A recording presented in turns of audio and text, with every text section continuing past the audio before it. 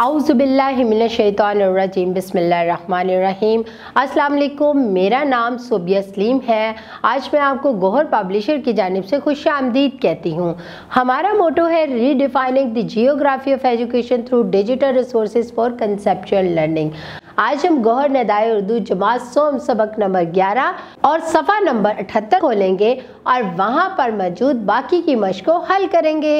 अब हम सफ़ा नंबर 78 खोलते हैं और बाकी की मश्क देखते हैं। सवाल नंबर 8 है, जुमलों में मुज़क्कर का मुअन्नस और मुअन्नस को मुज़क्कर में बदलकर जुमले दोबारा लिखें। यहाँ पर चंद जुमले लिखे हैं, इनमें एक जगह मुज़क्कर है तो हम उसको मुअन्नस में बदलेंगे और जिस जगह पे मुअन्नस है हम उसको मुज़क्कर में बदल देंगे। जैसे एक औरत अकेली जा रही थी, औरत मुअन्नस है ना, तो हम यहाँ क्या लिखेंगे, एक मर्द अकेला जा रहा था। बच्चा क्यों रो रहा था, यहाँ पे ये मुज़क्कर है बच्चा, तो क्या आएगा, बच्ची क्यों रो रही थी। दादा जान बाज़ार से आम लाए, दादा जान मुज़क्कर आ गया, मुअन्नस क्या होगा, दादी जान बाज़ार से आम लाई। बकरी पत्ते खाती है, बकरी मुअन्नस हो गया, क्या आएगा, बकरा पत्ते खाता है। शेरनी जंगल में बच्चों के साथ घूम रही थी, शेर जंगल में बच्चों के साथ घूम रहा था। आगे क्या है, घोड़ा बीमार था, घोड़ा क्या है, मुज़क्कर है, तो मुअन्नस क्या होगा, घोड़ी बीमार थी। ठीक है, अब हम सवाल नंबर 9 देखते हैं।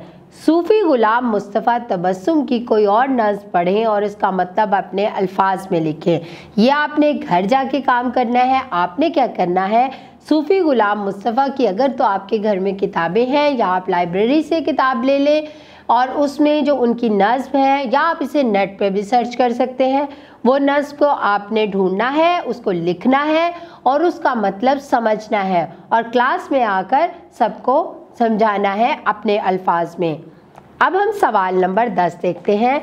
सवाल नंबर 6 में दिए गए अशार से आप क्या नतीजा अखज़ करते हैं, अपने अल्फाज में बयान करें। अब सवाल नंबर 6 में कौन से अशार दिए गए थे, वो मकड़ी वाला दिया गया था ना। अब बताएं कि उसका क्या मकसद है। मैं आपको वो एक दफ़ा दोबारा सुना देती हूँ।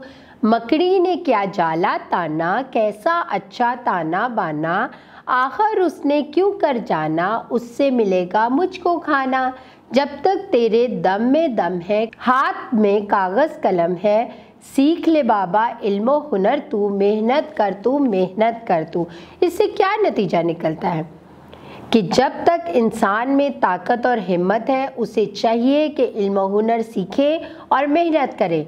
मेहनत करके रोज़ी कमाना अल्लाह ताला को पसंद है, जबकि मकड़ी की तरह जाला बनाकर चक्कर चलाकर खाना खाना अच्छा अमल नहीं है।